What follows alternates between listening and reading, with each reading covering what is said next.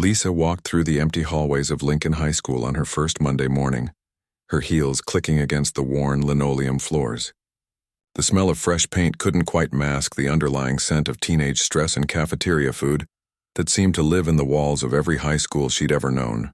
She clutched her lesson plans a little tighter, reminding herself that this was supposed to be her fresh start. The principal, Mrs. Davis, had been welcoming enough during the interview process, though Lisa noticed how the woman's smile seemed to flicker whenever they discussed the fifth period English class. "It's a challenging group," Mrs. Davis had said, choosing her words carefully. "But I'm sure someone with your experience can handle it." Lisa had nodded confidently then. After teaching in the city for 3 years, how hard could a suburban school be? She was about to find out. Her classroom was on the second floor, room 204, with windows that looked out over the student parking lot. Lisa spent her first hour arranging desks, putting up motivational posters, and writing her name on the whiteboard in neat cursive letters. She wanted everything to be perfect. This job meant everything to her. A chance to start over, to prove to herself that she could make a real difference. The morning classes went smoothly enough. Her first and second period students were typical teenagers, some eager, some sleepy, most somewhere in between. They tested her boundaries with small things, whispering during instruction or accidentally dropping books, but nothing she couldn't handle with a firm look or gentle redirect. Third period brought a different energy. Lisa noticed how some students glanced nervously toward the back corner of the room, where a tall boy with broad shoulders sat. He hadn't introduced himself, just slumped into his seat and stared out the window. When Lisa tried to engage him in the discussion about summer reading, he simply shrugged and muttered, "Didn't read it." "That's okay," Lisa had said cheerfully. "We'll catch you up. What's your name?" "Tyler," he said, not bothering to look at her. The other students had grown quieter when Tyler spoke, and Lisa filed that observation away for later, but it was fifth period that really opened her eyes. The students filed in like they were walking to their own execution. Lisa watched from behind her desk as they took their seats, noting how they seemed to automatically leave certain areas empty. The room felt different, charged with an undercurrent of tension that made her skin prickle. Then Tyler walked in. He was different from the quiet boy she'd met in third period. His whole demeanor had changed. He strutted through the doorway like he owned the place, his backpack slung carelessly over one shoulder. Two other boys flanked him, one skinny with spiky hair, the other shorter but stocky. They moved like a pack, and Lisa realized with a sinking feeling that Tyler was clearly the leader. "All right. Everyone take your seats," Lisa called out, trying to project confidence she didn't quite feel. Tyler dropped into a desk in the middle of the room, deliberately choosing a spot that put him at the center of attention. His friends sat on either side of him, and Lisa watched as the other students seemed to shrink into themselves. "Good afternoon, class. As you probably heard, I'm Ms. Rodriguez, and I'll be your English teacher this year." Lisa walked to the front of the room, making eye contact with as many students as possible. "I'm excited to get to know all of you, and where's Mr. Peterson?" Tyler interrupted, his voice carrying easily across the room. "Mr. Peterson took a position at another school," Lisa replied calmly. "I'm looking forward to bringing some fresh ideas to—" "He was a good teacher," Tyler continued, ignoring her response. "Students liked him. Wonder why he really left." A few students shifted uncomfortably in their seats. Lisa could see the challenge in Tyler's eyes, the way he was testing her, seeing how she'd react to being disrespected in front of the class. "Well, I hope you'll give me a chance to earn that same respect," Lisa said, keeping her voice steady. "Now let's talk about what we'll be studying this semester." Tyler leaned back in his chair, balancing it on two legs despite the clear "Keep all chair legs on floor" sign posted on the wall. He made a show of pulling out his phone and scrolling through it, making sure everyone could see he was completely ignoring her. Lisa continued with her introduction, but she could feel the attention of the room divided. Half the students were trying to listen to her, while the other half kept glancing at Tyler, waiting to see what he would do next. "Our first unit will focus on storytelling and personal narratives," Lisa explained, writing key points on the whiteboard. "I believe everyone has a story worth telling, and—" "Boring," Tyler said loudly enough for everyone to hear. A few students snickered, though Lisa noticed it sounded more nervous than genuinely amused. Lisa paused her writing but didn't turn around. She'd dealt with disruptive students before, but something about Tyler felt different, More calculated, more dangerous. She finished writing her point and turned to face the class. Tyler, since you seem to have opinions about our curriculum, why don't you share what kind of stories you think would be interesting to study? The room went dead silent. Tyler's chair came down with a small thud as he leaned forward, a slow smile spreading across his face. Lisa realized she might have just made a mistake. I think, Tyler said, drawing out the words, we should study stories about teachers who don't last very long. There are lots of those around here. The threat was subtle but unmistakable. Lisa felt her heart rate increase, but she forced herself to maintain eye contact with Tyler. Interesting suggestion, she said, her voice surprisingly steady. Though I prefer stories with more positive themes.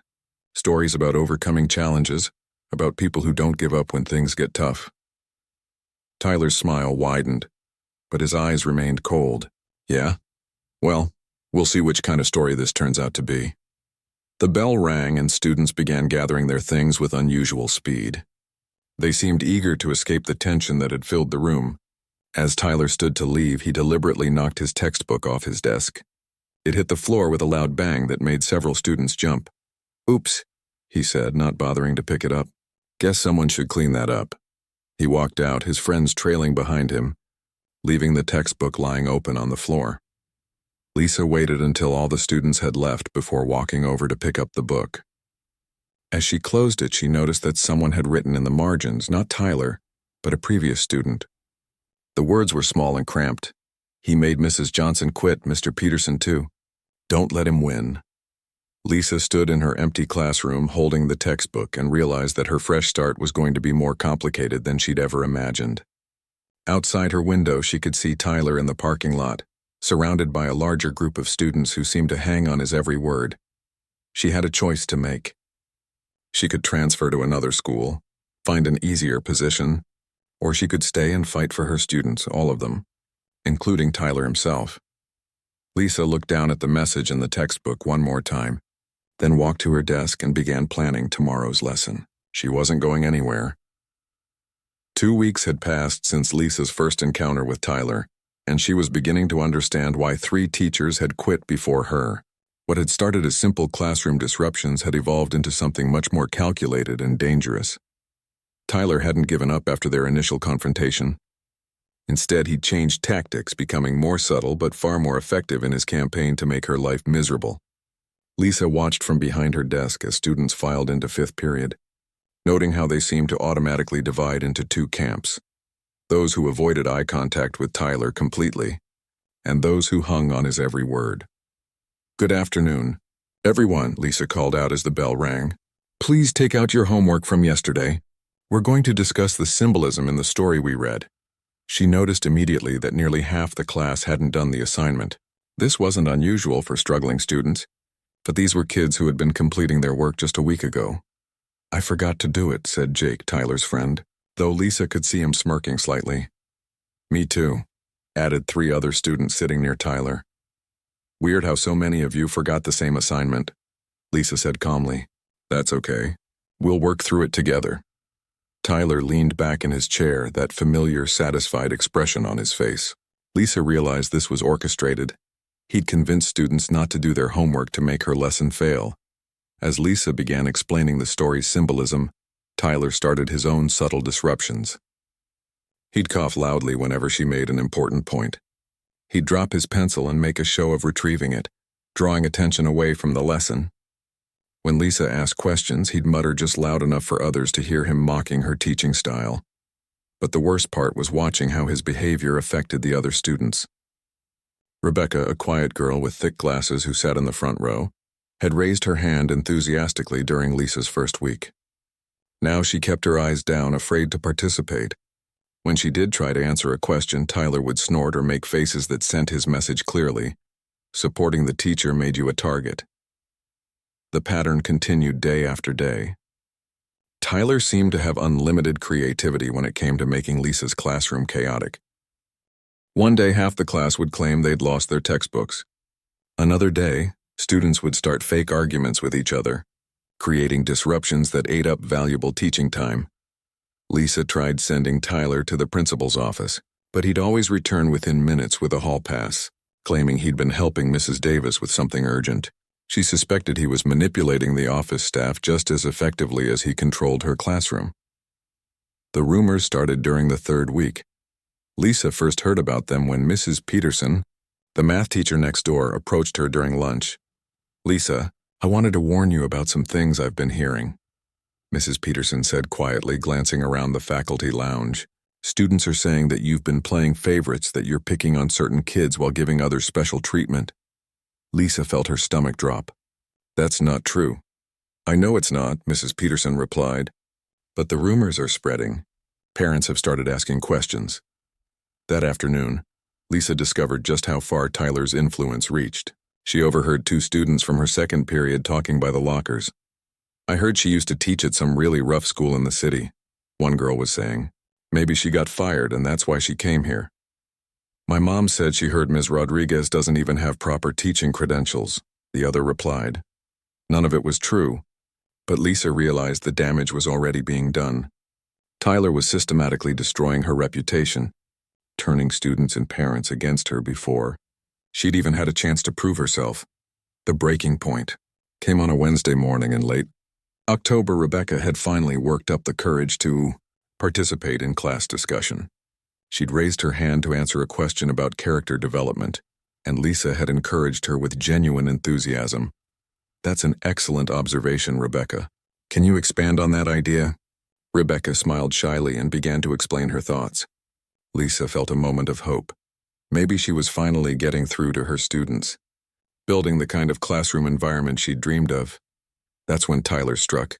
"Wow, Rebecca," he said loudly, interrupting her mid-sentence. "Trying to be the teacher's pet, huh? That's so cute." Rebecca's face turned bright red, and she immediately stopped talking. "Tyler, that's inappropriate," Lisa said firmly. Rebecca was sharing an insightful comment. "Oh, I'm sorry," Tyler said with mock concern. "I didn't realize we weren't allowed to have opinions in here. I thought this was supposed to be a discussion." Several students snickered, clearly enjoying the tension. "You can have opinions," Lisa replied, trying to stay calm. "But you need to express them respectfully." "I was being respectful," Tyler said innocently. "I said her comment was cute." "That's a compliment, right, Rebecca?" Rebecca looked like she wanted to disappear through the floor. Tears were starting to form in her eyes. Tyler wasn't finished. "I mean, we all know some people will do anything to get good grades. Some students work really hard and others just try to get on the teacher's good side." The implication was clear, and Rebecca began to cry silently at her desk. "That's enough," Lisa said, her voice growing harder. "Tyler, you need to apologize to Rebecca right now." "For what?" Tyler asked, spreading his hands in a gesture of fake innocence. "I was just making conversation."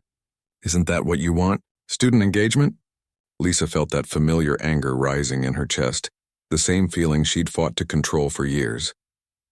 But seeing Rebecca's tears, watching Tyler destroy a shy girl's confidence just to prove his power, pushed her past her limit. "Tyler, go to the principal's office now." Tyler's expression shifted slightly. This was the first time Lisa had directly challenged him in front of the entire class. "No," he said simply. The word hung in the air like a challenge. Several students looked back and forth between Lisa and Tyler, sensing that something significant was happening. "Excuse me," Lisa said. "I said no," Tyler repeated, his voice getting louder. "You can't just kick students out of class because you don't like what they say. This is supposed to be America, right? Free speech and all that?" Lisa stepped closer to Tyler's desk. "This isn't about free speech. This is about basic respect and classroom rules." Tyler stood up, and Lisa realized he was taller than she'd noticed before. At 17, he was nearly 6 feet tall and had the build of someone who'd been working out. "You know what I think?" Tyler said, his voice now carrying a threatening edge that made several students shift uncomfortably in their seats. "I think you don't know how to handle real students. I think you're used to dealing with little kids who do whatever you tell them. Sit down." "Tyler, I think," Tyler continued, ignoring her command, "that you're going to find out real quick that Lincoln High isn't the kind of place where teachers get to push students around." Lisa looked into Tyler's eyes and saw something she recognized. A deep, burning anger that went far beyond typical teenage rebellion. It was the same rage she'd carried at his age. the same desperate need to control something in a world that felt completely out of control. For just a moment, she saw past his intimidating facade to the scared, hurt kid underneath, but that moment of recognition was quickly overshadowed by his next words. Maybe it's time you started looking for another job, Ms. Rodriguez, before things get really unpleasant around here. The threat was clear and the entire class had heard it. Lisa realized that Tyler had just crossed a line that couldn't be uncrossed. This was no longer about classroom management or teaching techniques. This was war. The clock on Lisa's classroom wall read 4:15 p.m. on a gray Friday afternoon. Most teachers had already gone home, but Lisa stayed behind to grade papers and prepare lessons for Monday. She'd learned over the past few weeks that extra preparation was essential when dealing with Tyler and his growing influence over her fifth period class. The hallways were nearly empty now, filled only with the distant sounds of custodial staff and the occasional slam of a locker. Lisa liked these quiet moments in her classroom. It gave her time to think, to strategize, to figure out how to reach students who seemed determined not to be reached. She was deep in thought, red pen in hand, when she heard footsteps in the hallway outside her door, heavy footsteps, more than one person, moving slowly and deliberately. Something about the sound made her look up from the papers scattered across her desk. Tyler appeared in her doorway, but he wasn't alone. Jake, the skinny boy with spiky hair, stood to his left, while Chris, the stocky one who rarely spoke, flanked his right side. All three boys stepped into her classroom without invitation, and Lisa felt her stomach tighten. "Hey, Ms. Rodriguez," Tyler said, his voice carrying that same mocking tone she'd grown to recognize. "Working late again?" "Hello, Tyler, Jake, Chris."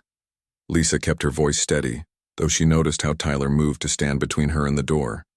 "Is there something you needed help with?" Tyler laughed, but there was no humor in it. "Actually, yeah. We wanted to have a little chat with you about your teaching methods." Jake snickered and moved to lean against the wall near the windows. Chris said nothing but crossed his arms and positioned himself near the back of the classroom. Lisa realized with growing unease that they had effectively surrounded her.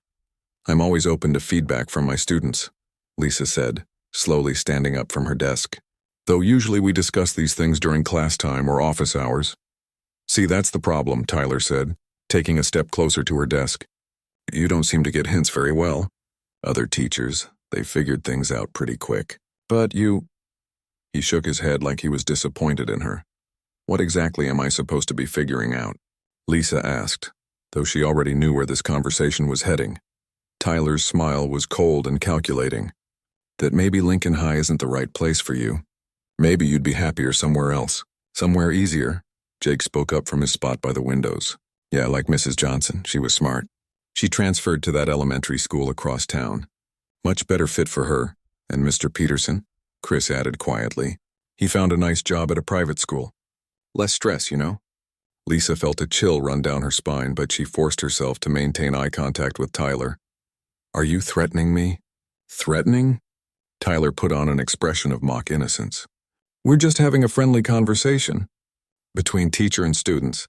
Nothing wrong with that, right?" He moved closer to her desk, and Lisa noticed how he positioned himself to block her path to the door even more completely. Jake and Chris shifted too, closing off any other potential escape routes. "Look, Ms. Rodriguez," Tyler continued, his voice dropping to a more serious tone. "You seem like a nice lady. But this school, this class, it's not for everyone. Some teachers just aren't cut out for it. There's no shame in admitting that."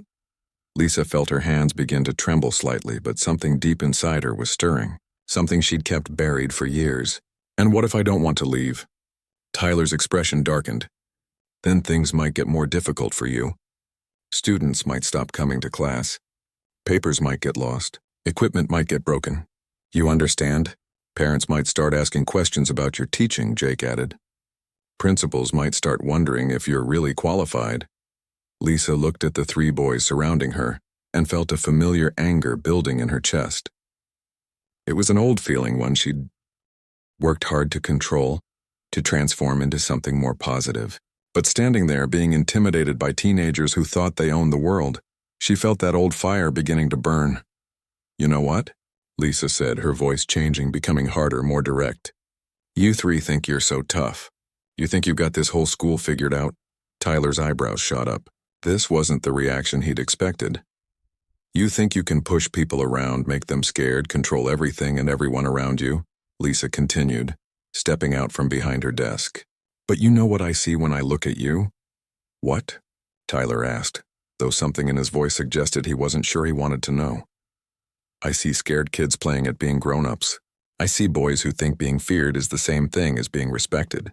I see. Lisa paused, studying Tyler's face. I see myself when I was your age. Jake and Chris exchanged confused glances. Tyler's confident smile wavered for just a moment. What's that supposed to mean? Tyler demanded. Lisa walked around her desk, moving closer to the three boys. They had expected her to cower, to beg, to promise to leave them alone. Instead, she seemed to be growing stronger, more confident. When I was 16, Lisa said, her voice now completely calm, I was part of a group that controlled half the west side of downtown. We didn't call ourselves a gang back then, but that's what we were. We had territory. We had rules. And we had ways of dealing with people who didn't follow those rules. The room had grown very quiet. Tyler stared at her, trying to process what she was telling them. I spent 2 years in juvenile detention. Lisa continued matter-of-factly. Assault charges. I put a girl in the hospital because she disrespected me in front of my friends.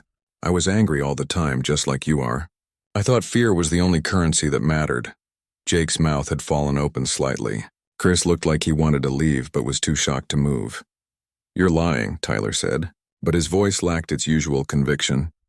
Lisa rolled up the sleeve of her cardigan, revealing a faded tattoo on her forearm, a small star with numbers underneath. This is my old cruise mark. Got it when I was 15. Thought it made me look tough. Tyler stared at the tattoo, then back at her face. You're a teacher. Teachers don't what? Have pasts? Make mistakes? Come from rough places? Lisa shook her head. Tyler, I've been where you are. I know what it feels like to think that power comes from making people afraid of you. I know what it's like to believe that the only way to matter is to control everything around you. She could see the wheels turning in Tyler's head, could see him trying to reconcile this revelation with everything he thought he knew about her. But I also know, Lisa continued, that living like that is the loneliest thing in the world. Because when people fear you, they're not really with you. They're just waiting for their chance to get away. Tyler took a step backward, his carefully constructed intimidation tactic completely derailed by this unexpected turn in the conversation. What happened to you? He asked quietly. Lisa smiled, but it was sad rather than triumphant. That's a longer story, but the short version is that someone saw past all my anger and helped me find a better way to be strong. The three boys stood frozen, unsure how to respond to this completely unexpected development. The teacher they had come to frighten had just revealed herself to be someone far more complex and potentially dangerous than they had ever imagined. Tyler stared at Lisa like he was seeing her for the first time. The confident smirk that usually lived on his face had completely disappeared. Jake and Chris looked equally stunned, their intimidation plan having backfired in the most unexpected way possible. What happened to me? Lisa repeated Tyler's question, then moved to sit on the edge of her desk. That's a story I don't tell very often. She looked out the classroom window at the empty parking lot, as if she could see her past playing out on the asphalt below. When I was 17, just about your age, I thought I had the world figured out. I was the second in command of my crew. I had respect, or at least what I thought was respect. People moved out of my way when I walked down the street. Store owners knew my name. Even the police knew who I was. Tyler found himself leaning forward slightly, drawn into her story despite himself. But then I made a mistake, Lisa continued. A big one. There was this girl, Amy, who lived in our territory. She was quiet, kept to herself, never caused trouble. But one day she made the mistake of talking back to me in front of my friends. She said I was nothing but a bully picking on people who couldn't fight back. Jake shifted uncomfortably against the wall. Something about that description hit a little too close to home. I was so angry, Lisa said, her voice growing quieter. Not just at her, but at everything. My mom worked 3 jobs just to keep us in our tiny apartment. My dad had left when I was 12. I felt invisible unless I was making someone afraid of me. So when Amy called me out like that in front of everyone, she trailed off, lost in the memory. What did you do? Chris asked, speaking for the first time since they'd entered the classroom. I put her in the hospital, Lisa said simply. Broke her nose, gave her a concussion. She was in intensive care for 2 days, all because she had the courage to tell me the truth about myself. Tyler felt something twist in his stomach. He thought about all the students he'd humiliated over the years, all the kids who'd transferred schools or stopped coming to class because of him. The police arrested me that night, Lisa continued. But you know what the worst part was? When they put me in handcuffs, I looked around and realized that all my so-called friends had disappeared. The people I thought respected me were nowhere to be found when I actually needed them. What about your crew? Jake asked quietly. Lisa laughed bitterly. They replaced me before I even got to court. Turned out my friendship was only valuable when I was useful to them. The moment I became a liability, I was forgotten. The 3 boys stood in uncomfortable silence. This wasn't how they'd expected their intimidation tactic to go. They'd come here to threaten a teacher, not to hear a story that felt uncomfortably familiar. So I spent 2 years in juvie, Lisa said. And for the first 6 months, I was just as angry as ever. I got into fights, spent weeks in solitary confinement, made everything worse for myself. I was convinced the whole world was against me.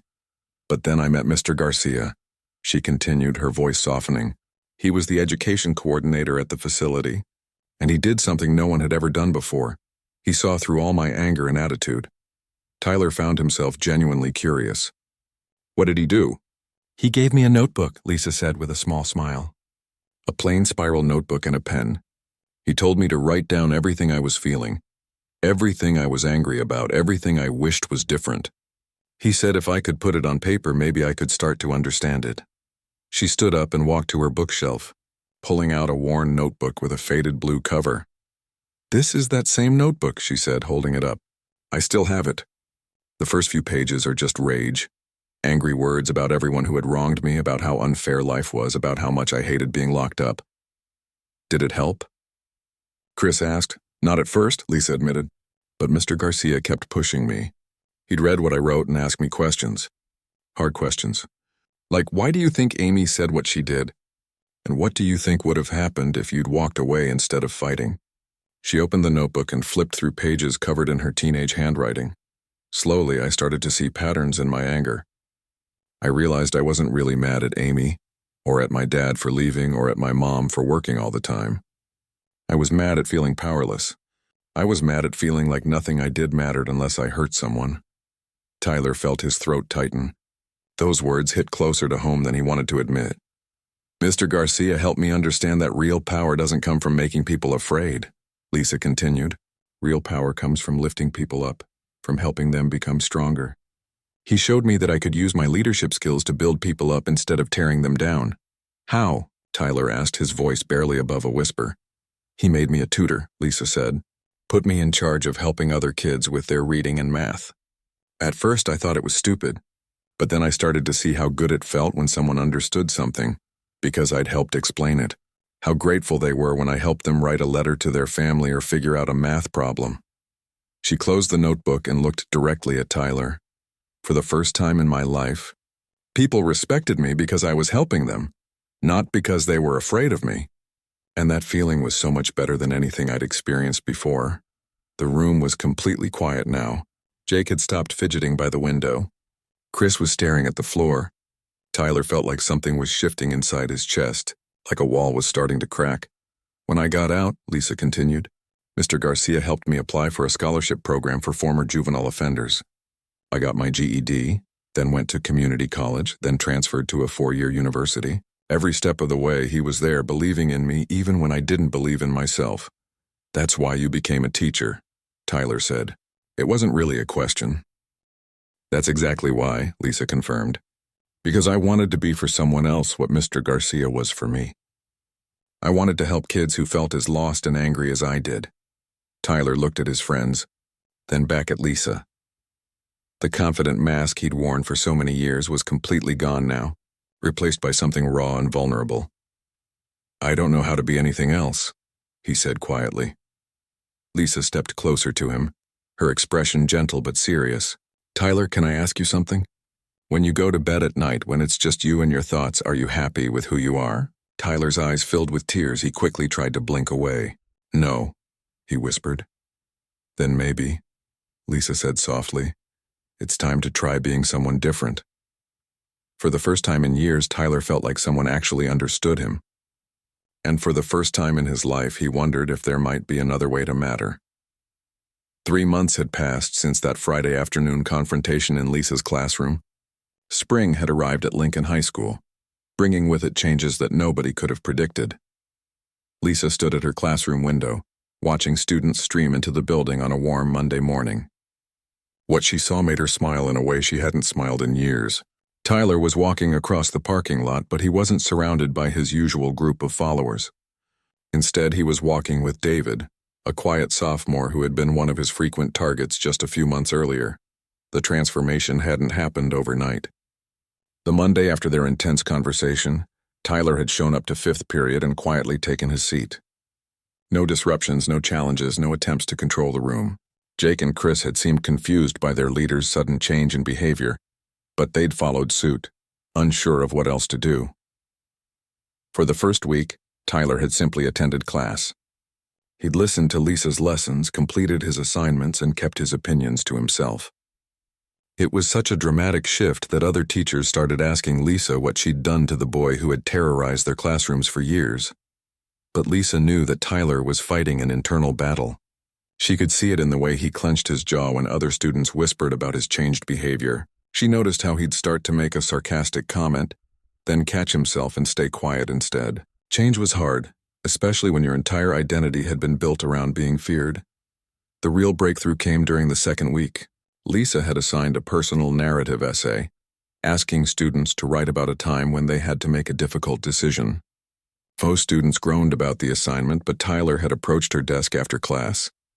"Ms. Rodriguez," he'd said quietly, glancing around to make sure no one else could hear. "Can I write about something that's happening now? Like a decision I'm trying to make right now?" "Absolutely," Lisa had replied. "Sometimes the decisions we're facing today are the most important ones to explore." Tyler's essay had arrived on her desk 2 days later. It was raw, honest, and painful to read. He wrote about growing up feeling invisible, about his father leaving when he was 10, about his mother working double shifts to make ends meet. He wrote about discovering that making people afraid of him was the only way he knew how to feel important. But most importantly, he wrote about wanting to change but not knowing how. Lisa had written detailed feedback on his essay, but more than that, she'd asked Tyler to stay after class the next day. "Your essay was powerful," she'd told him, "but I have a question for you. You wrote about wanting to help people instead of hurting them. What if I gave you a chance to try?" "What do you mean?" Tyler had asked. "I need a teaching assistant," Lisa had explained. "Someone to help struggling students with their reading and writing. Someone who understands what it's like to feel lost in school." "Interested?" Tyler had stared at her like she was speaking a foreign language. "You want me to help other kids? After everything I've done?" "Especially because of everything you've done," Lisa had replied. "You understand what it feels like to struggle. That makes you uniquely qualified to help others who are struggling too." That's how Tyler's real transformation had begun. His first student had been David. The quiet sophomore Lisa had noticed Tyler bullying earlier in the year. David was dyslexic and had been falling behind in all his classes, too embarrassed to ask for help. When Lisa suggested that Tyler might tutor him, David had looked terrified. "Don't worry," Lisa had assured both boys. "We'll start with short sessions right here in my classroom where I can supervise." The first tutoring session had been awkward. David had sat rigidly in his chair, clearly expecting Tyler to mock his reading difficulties. Tyler had seemed just as uncomfortable, unsure how to be encouraging instead of intimidating. But slowly, something beautiful had started to happen. Tyler discovered that he was naturally good at breaking down complex ideas into simpler parts. When David struggled with a passage, Tyler found ways to relate it to things the younger boy already understood. And when David finally grasped a concept he'd been struggling with, Tyler felt a rush of satisfaction that was completely different from the hollow victory he'd once felt when intimidating someone. It's like a light goes on in their eyes. Tyler had explained to Lisa after his third tutoring session. When they finally get it, they look so happy. And I helped make that happen. Word of Tyler's tutoring session spread, and soon other students were quietly asking if they could get help too. Some were kids Tyler had bullied in the past, which created some initial tension. But Tyler had surprised everyone, including himself, by apologizing to each one. "I'm not going to pretend I was a good person before," he'd told one former victim, "but I'm trying to be better now. If you'll let me help you with math, I promise to treat you with respect." By the third month, Tyler was tutoring 6 different students and had started eating lunch in Lisa's classroom instead of holding court in the cafeteria. Jake and Chris had initially felt abandoned by their former leader, but gradually they'd begun joining the lunch sessions too, drawn by the positive atmosphere Tyler was helping to create. The change in Tyler had created a ripple effect throughout the school. Students who had lived in fear of his mood swings were now participating more in class. Teachers reported that their 5th period classes had become more engaged and collaborative.